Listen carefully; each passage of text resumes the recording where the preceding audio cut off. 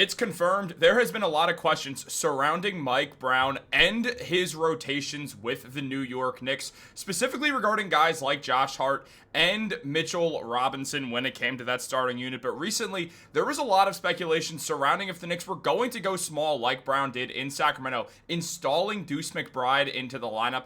And now we have a new report from a Knicks insider revealing the whole truth on the Knicks starting lineup next season and the rotations that they're going to make, which is obviously going to have a huge impact on how this regular season goes. We know Tom Thibodeau was not big on making changes. In fact, he hardly ever did. And Mike Brown is a little less stubborn, especially when he's being collaborative with the front office. And we're going to discuss all of this, the new look Knicks, how things are going to look now with a better bench unit and a new head coach that's going to give that bench unit more minutes and much more as well. But guys, before we jump into that, if you're part of that 56% that's not subscribed to Knicks Digest, make sure to subscribe for daily New York Knicks updates. We have the latest updates on the New York Knicks no matter what it is, and you do not want to miss out on all the great content that we got going on here. Season's coming around the corner. It's going to be here before we know it, and I cannot wait, and we're going to have so much fun when that happens. But for right now, we got to talk about Mike Brown and the New York Knicks. As we know, a lot of Knicks fans disagreed with the former head coach of the New York Knicks, Tom Thibodeau's decision to have Josh Hart in that starting lineup after it was evidently clear things were not working.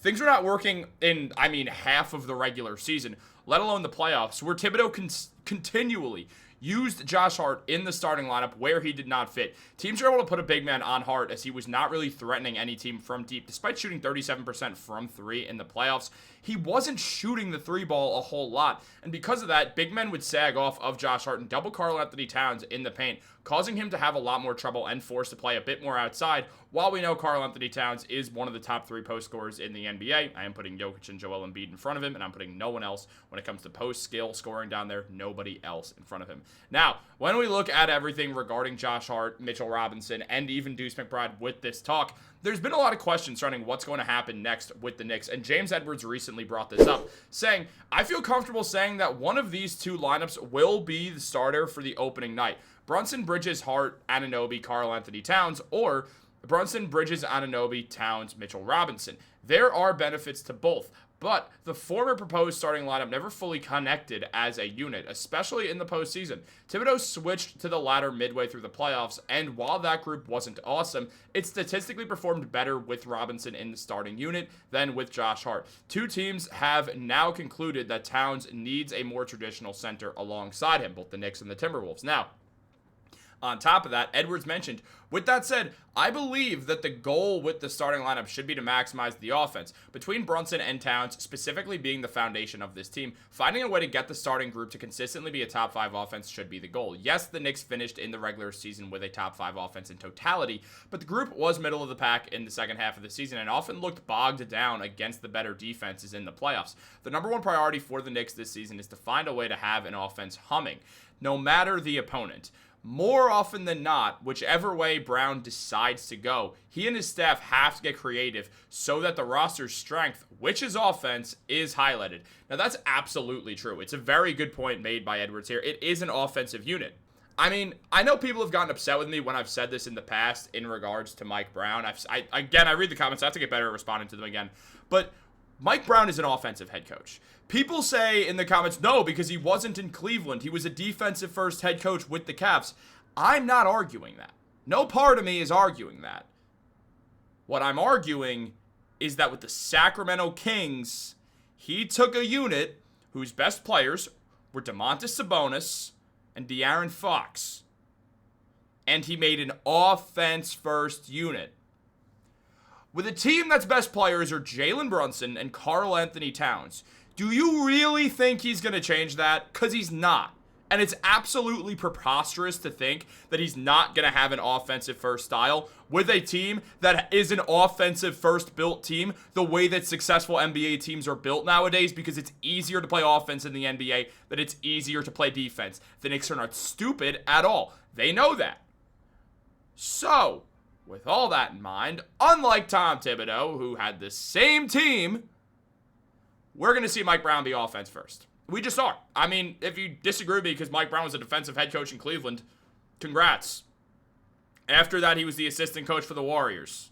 An offense-first team that had a good defense and specifically individually good defensive players and won several championships.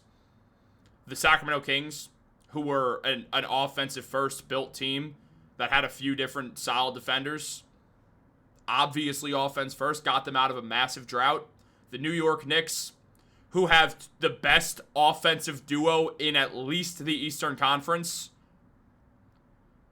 but individually good defenders. You think Mike Brown's going to go, defense, that worked with Tibbs? No, he's not going to do that. And it's preposterous to think that that's what's going to happen out there. Now, in regards to Robinson, the Knicks were better with him on.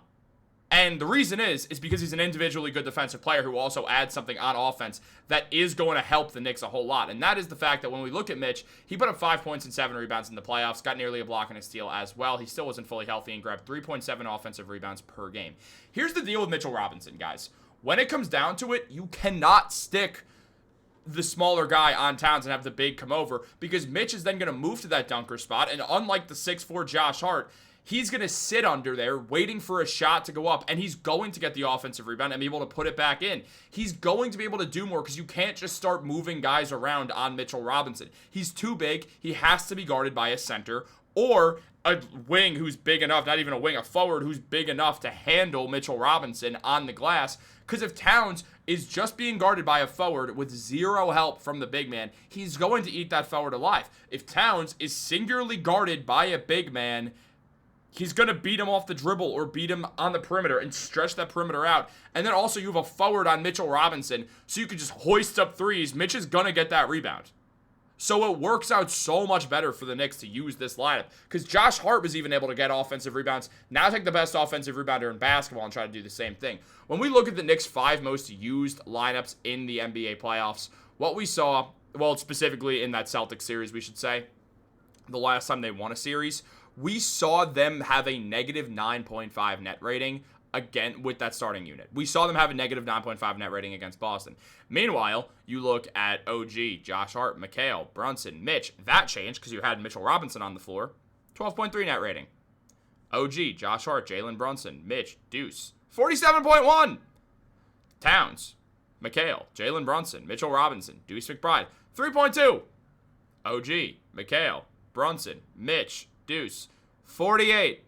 What is the difference here between the top used lineup and the next 4 that are all positive net ratings? The block nest monster.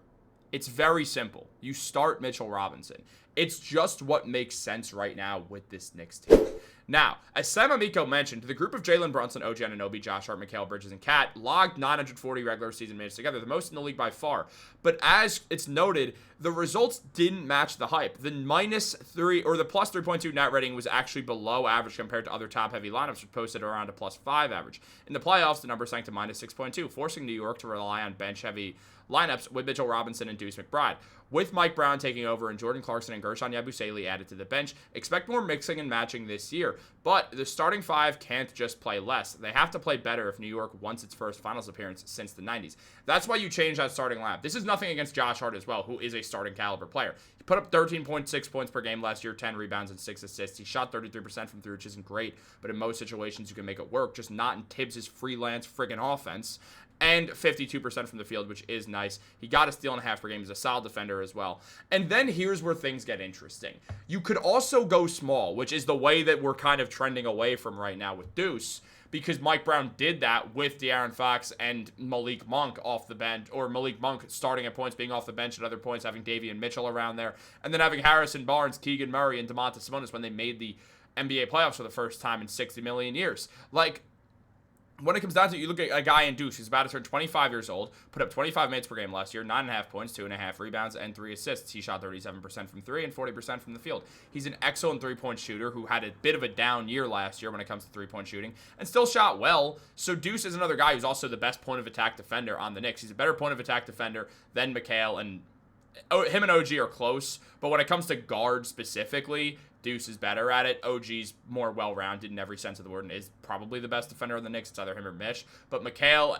he's not the point of attack guard defender that you want. Deuce is, and it makes things really, really fluid. We've seen Brunson and Deuce have a lot of success together as well, which is a huge point of this. On top of that, something else to look at is how the Knicks have mentioned Guerschon Yabusele will play some small ball 5. Yabu's 11 points per game, 5.5 rebounds, and 2.1 assists are going to be optimized better as a 5 if he also has Josh Hart off the bench with him, who plays bigger than his size as well. Yeah, you're going small ball, and I'm not saying Josh Hart is going to be the power forward to Gershon's center. You're also going to have OG in a lot of those lineups as well to guard a lot of big men when we see situations like that. So we'll see things get moved around. And also, we're going to see just the Knicks run a bit of small ball, if we're being honest. If you look at the roster, we're going to see some small ball. There's no way around it. And I honestly like small ball. I know that we've gone towards tall ball right now, but I do think it can work in specific situations with the right personnel and the right coach, which I think the Knicks have, which is a huge part of all of this when we consider everything. Now, when we look at the most used units, I was going to say lineups, I almost said lunets.